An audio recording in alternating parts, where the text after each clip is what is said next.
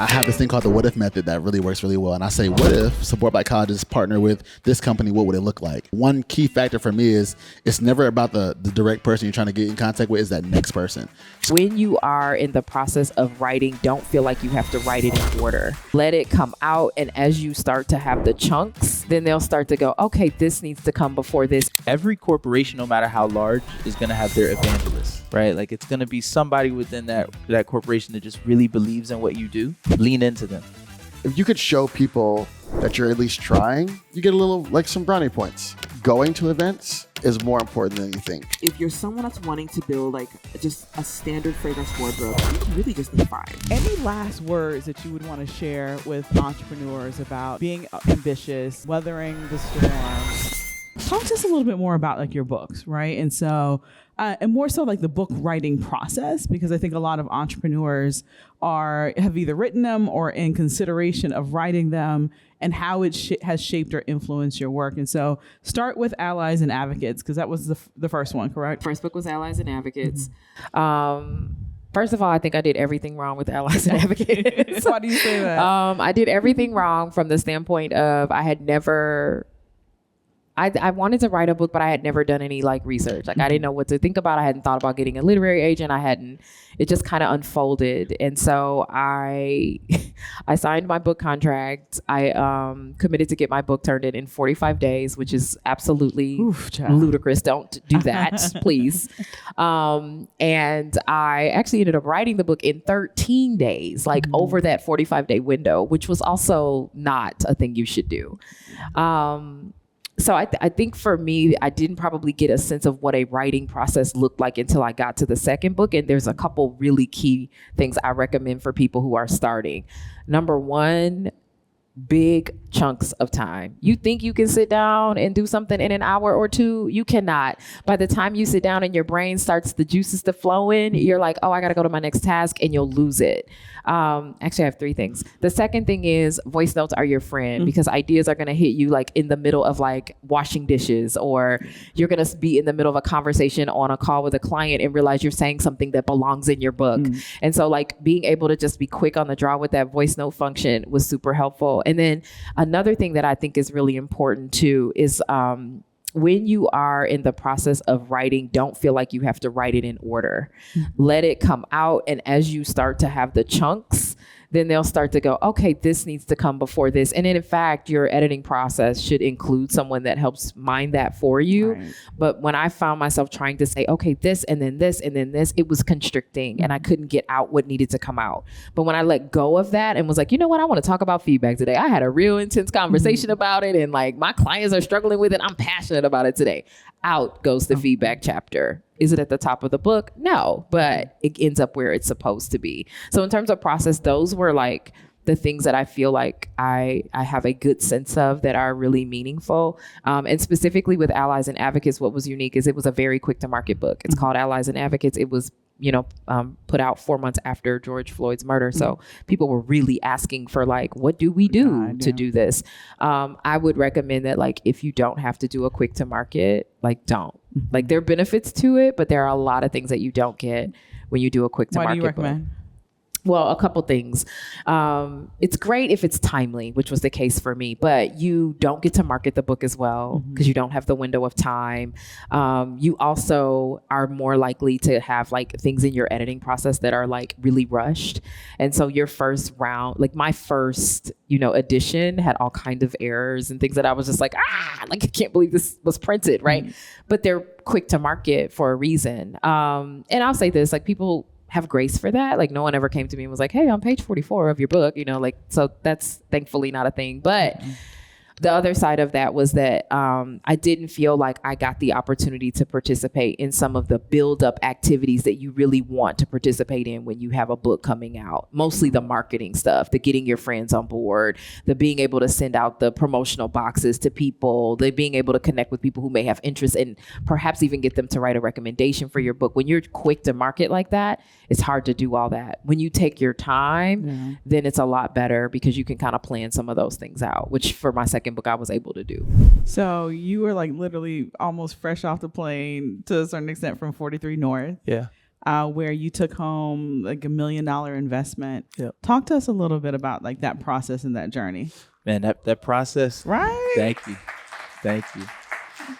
That's not lightweight. No, That's heavyweight. No, Yeah. it was needed. It was a whole thing. You know, I've been a part of some amazing events and everything, but the preparation that went into it, I appreciated it because I had on my founder hat the whole time.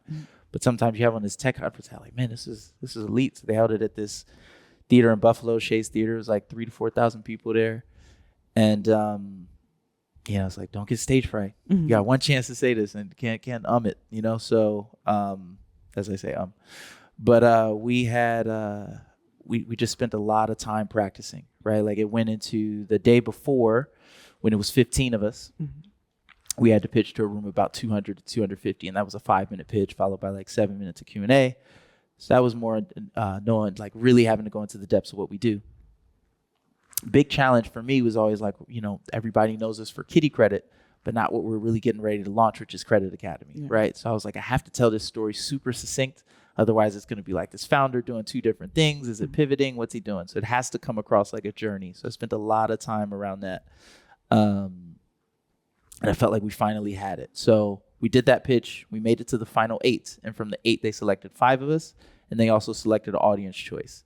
So the pitch itself was 3 minutes, followed by like 4 minutes of Q&A. And I mean, we just brought it. I had this same T-shirt on, a little QR code on the back of Why Buffalo. We had executives from Discover, who's a partner of ours, come out. Executives from Equifax, who's a partner of ours, come out. So like we really showed up. I was making a joke outside, like that was our version of bringing Michael Jackson to Summer Jam when Jay-Z did that years back. But no, it was just a surreal moment. You know, I had a bunch of family and friends there too. So nice. What was the conversation in your head leading up to like moving forward in the different rounds? If we do what we're supposed to do, we got this. So don't spend time thinking on like the celebrations and everything. Like do everything that you can do. Because once the pitch was done, I was like, I feel good. You know, whatever happens here, you can let go and let God. But like, 10 seconds you spend thinking on how great you are is like 10 seconds lost on like how much better you could be. So I always like think like that. So kept hearing the validation, like you got it, right? Like there's a point where people are nitpicking at the pitch. It's like, all right, you know what to say now. Like don't start changing stuff and overthinking it and get nervous. Just do what you got to do. And I felt good about what we did. Yeah. You know, you dropped like 2 major corporations. So Discover and then Equifax. Like quickly, like any tidbits that you would want to share with someone getting ready to do an ambitious leap into working with big brands and corporations. Any advice that you would want to share just from what you've learned? Yeah. Every corporation, no matter how large, is going to have their evangelists, right? Like it's going to be somebody within that corporation that just really believes in what you do.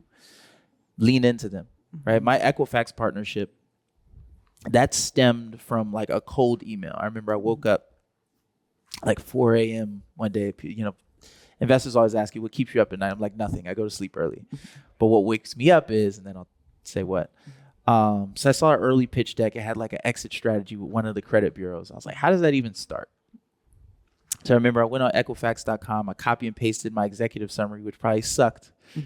But I remember a day later, the president of Equifax Foundation was like, I've been here over 15 years. I've never seen a 2-prong approach like this. We should talk. That was the inception of that relationship. He's now moved on to bigger and better things at a different corporation. But we just got entrenched in that ecosystem and they remained a partner.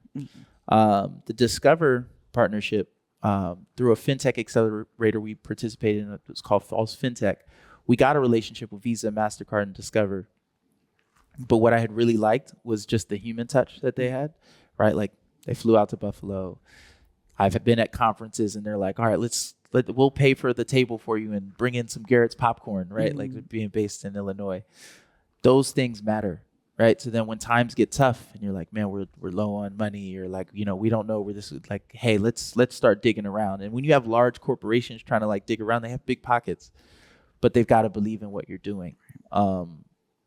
So, I mean, they've just been incredibly helpful. I mean, I cried tears of joy seeing them there. You keep telling us about how you're a great connector.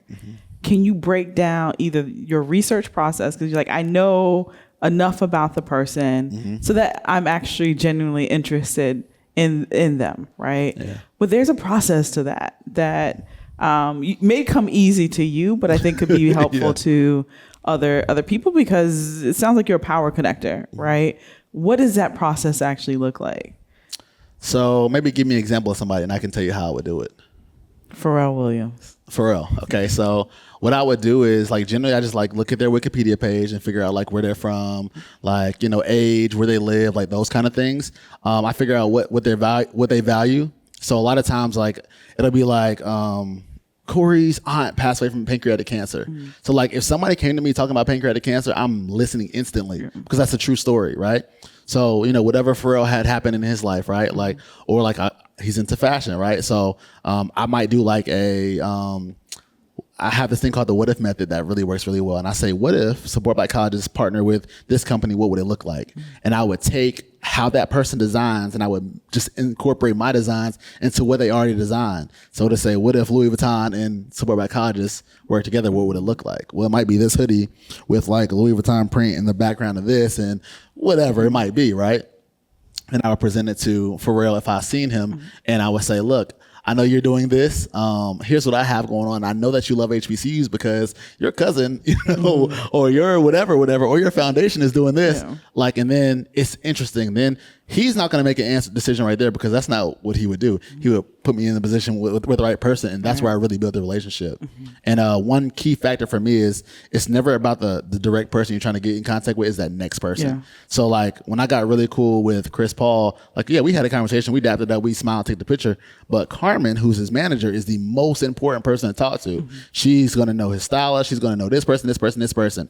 Anybody that I've ever like really grown and been able to work with, their managers, their assistants, their stylists are my best friends. Yeah. B. Simone, Pretty V, Eva, Giannis, Zion, like anybody. It's like always that person. D Wade stylist, James Harden stylist. Those are people who I have in my phone. I don't even talk to half of the celebrities. Like if we see you, it's cool, but you're not going to really push the needle because you're not going to do it, right? So I think that's really a really important like message. Like my first influence I ever got was Tiana Taylor. I talk about this story all the time. I waited for her outside of her VIP section at the Howard Theater for like 4 hours straight. I used to throw parties. I was able to get into the club for free and bring my book bag, and I had a bunch of merch. And this lady was talking to me from inside the barricade, and it turned out to be her mom, but I didn't know that. Her mom and her manager, not just her mom and her manager. And we were talking. She's from Jersey. I'm making jokes, and we talking about that, all of that, because my mom's from Jersey. And eventually she let me in. We talked. By the end of the party, she's like, oh yeah, I'm her mom and I'm her manager. And I'm like, oh snap. And like that moment I knew that like, what if I was only focused on Tiana? Right. Like what if I was like, oh sorry ma'am, like yeah, I'm trying to get Tiana, you talking to me. But I didn't do that. And it allowed me unlimited access. And now to where I can call T like, yo, da da da da. So I think that's extremely important and a very important, like I've seen people dismiss my sister like when we're out in public and then they try to talk to me and I'm like, this is my right hand. This is the person who runs our company. You're crazy. You're never going to get to me. So that's a really key important hack. How did you navigate those rooms in the early days, right? Because I feel like startup events in the early days in Miami startup ecosystem, there was like you, Derek and I would be there. I think Tennyson, who's in the audience, would be there. But navigating those rooms were extremely difficult, right? Especially if you didn't come from a specific background that kind of helped you learn how to navigate that. What was your process around that? Or were you stumbling and just kind of figuring it out along the way? Definitely stumbling, but number one, 5th grade English. That's what I have now. 5th grade Spanish was actually huge. If you could show people that you're at least trying, you get a little, like some brownie points, right? I think that showing them that you see them and that you understand who they are, that helped a lot. Number 2, going to events is more important than you think. Sometimes you're at home and you're on your laptop and you're like, I don't have time to be socializing. But I remember my very, very, very first tech event, and the very first person I met in all Miami Tech was Austin Bunsen. Guy's a co-founder of a unicorn now, right, in Miami. And he was like, I guess he saw me kind of like sheepishly walking around. I was like, hey, who are you? What are you working on? And he started to introduce me. He introduced me to the second person, which is Wilfredo Fernandez, who started the Lab Miami, who took a liking to me because I folded my pizza before I ate it. And he went, It sounds like Wilfredo. right? Like, That's all he needs. Yeah. And he's like, where are you from? Why do you fold your pizza like that? Oh, I'm from Philly. Oh, I went to Penn. Like, and then it kind of went from there. So, yeah, it's amazing. Okay. And so just don't stay home with your head down, just building the thing. Like, fully implant yourself into the environment, into the events. Don't stay home. Be humble. Definitely listen to, first, reach out to investors asking for feedback. Yeah.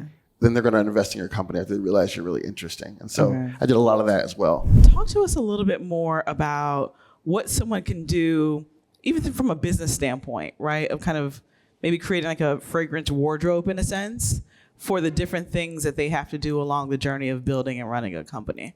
I think that if you're someone that's wanting to build like just a standard fragrance wardrobe that's going to fit multiple occasions in your life, I think you really just need 5, right? I call it like the starting 5, which is like a fragrance that you can wear every day. It's kind of light and fresh. You can throw it on and wear to the office. You can throw it on and run errands. You might want to have a fragrance that you reserve for maybe special occasions. So this fragrance might be a little bit more, maybe it's a pricier perfume. Maybe it's something that you get at like a Neiman Marcus or Saks versus like Ulta.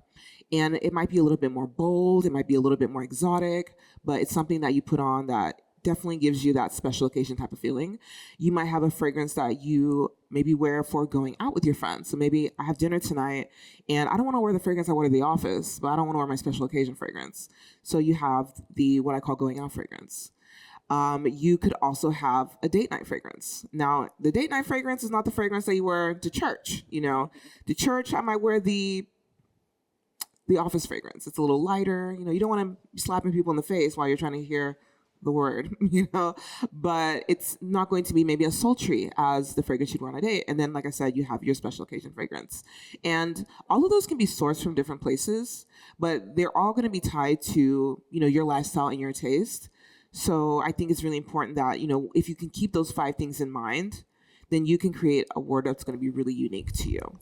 Which one is like, I'm in my bag, I'm fundraising, money? Where's the money fragrance? Ooh, that's my special occasion fragrance. My money fragrance is my special occasion fragrance because it's like an aspirational type of feeling. You know, like you walk into a place and you want people to know, like, this person has taste. This person has their stuff together. This person is going places. I better keep my eye on them.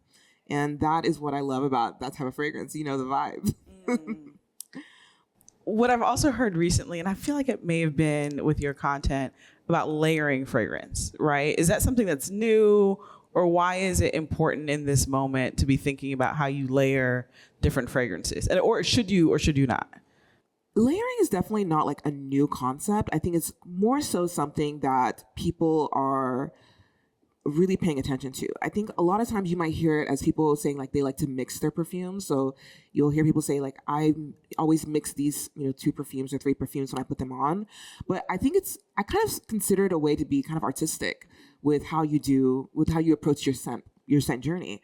Not everybody is going to be able to pick up, you know, a brush and approach, you know, an easel and make a work of art. But you could, you know, figure out how a few different scent profiles give you something totally different. Like you can be a mixologist without having to have, you know, the titles or the training behind it and create something really unique and special for yourself. So it's about your comfort in trying something different, but also, you know, being able to experiment. Like, and that's what I encourage people to do is experiment with different scent profiles, sweet and woody, maybe floral and sweet, or fresh and woody, and see what you come up with that is going to give you something totally different.